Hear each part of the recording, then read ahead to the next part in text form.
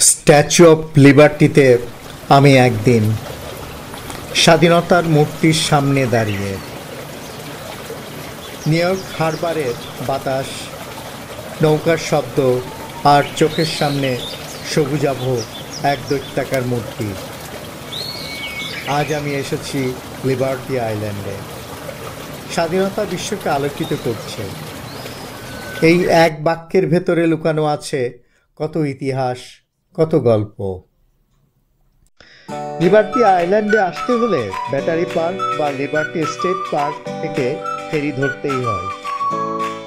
Airport style security পেরিয়ে যখন ডকে নামলাম, দূর থেকে মনে হলো এই মূর্তিটা যেন শুধু তামার লোহা নয়, এক অদৃশ্য আলোর প্রতিমা। ভূমিস্তর থেকে মশাল পর্যন্ত উচ্চতা প্রায় 305 ফুট। আমার ক্যামেরার ফ্রেমে একসাথে ধরাই মুশকিল। মুকুটের 7টি রশ্মি, কেউ বলেন 7 মহাদেশ, 7 সমুদ্রের ইঙ্গিত, কেউ বলেন আলোর বিকিরণ। যাই হোক, আলোর প্রতীক তো বটেই। কেবল গিফট নয়, এটা ছিল এক আইডিয়া। ফরাসি দাসত্ব বিরোধী চিন্তাবিদ এডওয়ার্ড ডি লাভোয়ালের স্বপ্ন। মার্কিন স্বাধীনতার শতবর্ষকে সামনে রেখে বলেছিলেন, দুটি জাতির যৌথ উদ্যোগের এক প্রতীক দাঁড়াক, যে বলবে স্বাধীনতা, গণতন্ত্র, মানব মুক্তি। ডিজাইন করলেন ফ্রেডেরিক অগাস্ট বার্থোল্ডি। ধাতব, ভেতরের ধাতব বানালেন গুস্তাভ আইফেল। হ্যাঁ, সেই আইফেল টাওয়ারেরই আইফেল, তিনি ছিলেন প্রধান। মাথার উপর উঁচু করা মশাল, প্রগতি ও আলোর প্রতীক। বাম হাতে ট্যাবুলা আনসাদা, আইনের ধারণা, আর তাতে খোদাই করা 4 জুলাই 1776 স্বাধীনতার ঘোষণার দিন। পায়ের কাছে ভাঙা শিকল, দাস প্রথা বিলোপের স্মারক।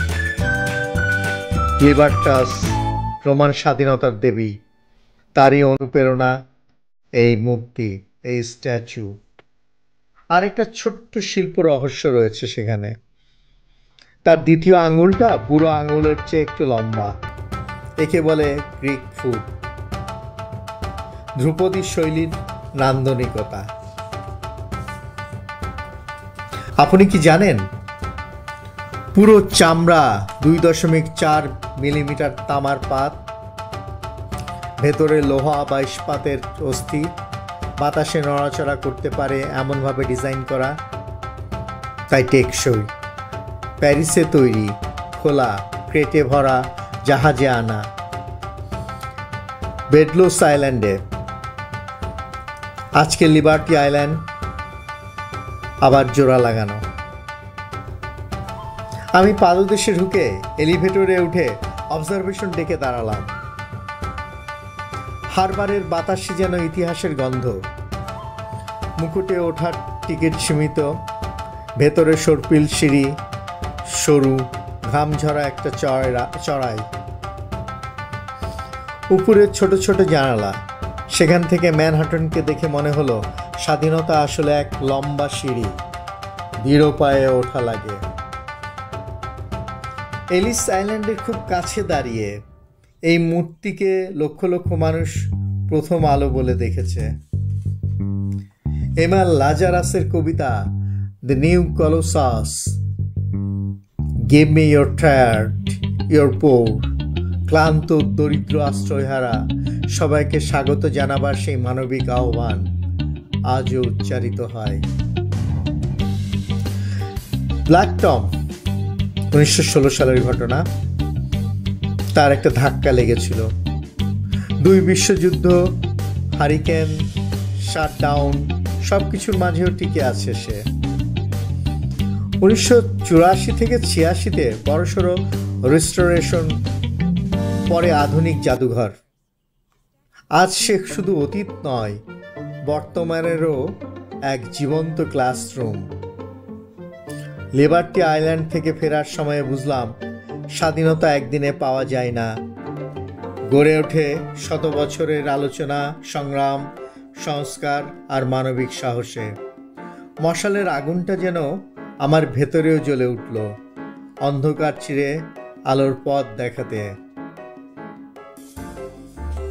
স্ট্যাচু অফ লিবার্টি শিল্প সাহিত্যে, মঞ্চে, ভিজুয়াল আর্টে ব্যাপক প্রভাব রেখেছে। আগেই বললাম এমা লাজারাসের দি নিউ কলোসাসের কথা। মূর্তিটিকে বিদেশিদের জননী হিসেবে কণ্ঠ দিয়ে give me your tired your পো, আজ যে লেডি লিবার্টি অভিভাষণের প্রতীক, তার বীজটাই এখানে ছিল। এটি ছিল 1883 সালের। জ্যাক ফিনি একটি উপন্যাস লেখেন, টাইম অ্যান্ড এগেন, 1970 সালে। কাহিনীতে 1880-র দশকে ম্যাডিসন স্কোয়ার পার্কে প্রদর্শিত মূর্তির ডান হাত বা মশাল গুরুত্বপূর্ণ প্লট হিসেবে গণ্য হয়েছিল। মূর্তিটিকে ঘিরে জনপ্রিয় সংস্কৃতি বা কল্পকাহিনীর বিস্তৃত তালিকা আপনারা খুঁজলেই পাবেন। ইরভিং বার্লিনের ব্রডওয়ে মিউজিক্যাল মিস লিবার্টি 1949 সালে এই যে স্ট্যাচু কেন্দ্রিক যে সংবাদ, সেটি ব্যাপকভাবে দেশ বিদেশে প্রচলিত। যেখানে একক গান আছে, স্ট্যাচু অফ লিবার্টি 1978 সালে বিবিসি রেডিওতে এক লাইনকে ঘিরেই সাময়িক নিষেধাজ্ঞা জারি হয়েছিল। পপ সংস্কৃতিতে মূর্তির যে মজাদার ব্যবহার, তাও লক্ষ্য করা যায়। টবি Keith, কার্টিসি of the red, white and blue 2002 সালের এই লিরিকে মূর্তির মুঠি কষে ধরা আধুনিক দেশপ্রেমিক রক কান্ট্রি ইমাজারিতে স্ট্যাচুর ভূমিকা রয়েছে। ভিজুয়াল আর্টে রয়েছে statue of liberty series. Andy ওয়ারহল 1962 সালের সিল্ক স্কিন থেকে শুরু করে 1986-র স্ট্যাচু অফ লিবার্টি, এই যে পপ আর্টে লেডি লিবার্টিকে নতুন আইকনে তুলে ধরা হয়েছিল। 2012-তেও একটি ক্যানভাস রেকর্ড দামে নিলামে বিক্রি হয়। The vow with the people 2010 থেকে 14 সালের আসল মূর্তির এক তামা বা হাতুড়ি চাপ টেকনিক ব্যবহার করে 1.1 স্কেলে 250টি ভাঙা খণ্ড বিশ্বজুড়ে ছড়ানো ইনস্টলেশন, স্বাধীনতা প্রতীকের খণ্ডিত পাঠ। জোসেফ পেনেল, তার একটি পোস্টার আছে, the liberty shall not perish from the earth, 1917-18 সালে। ধ্বংসস্তূপে রূপান্তরিত লিবার্টি যুদ্ধ উত্তেজক প্রচার চিত্রে মূর্তির ডার্ক আইকনোগ্রাফি তৈরি করা হয়েছিল 1917-18-তে। চলচ্চিত্র নির্মিত হয়েছে এই স্ট্যাচু অফ লিবার্টি, প্রসঙ্গ আছে সেসব জায়গায়।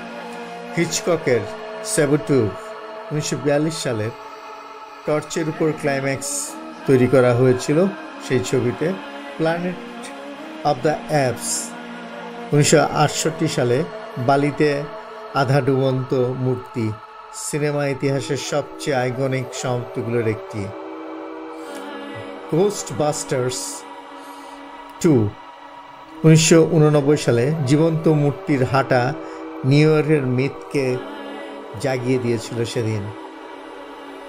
2008 সালে ক্লোভারফিল্ড পোস্টার ছিল, যে একটি ফিল্ম ছিল, সেই ফিল্মে মুন্ডুচ্ছেদ, বিপর্যয় বা চিত্রগল্পের নতুন যুগ তৈরি করেছিল স্ট্যাচু অফ লিবার্টি নিয়ে।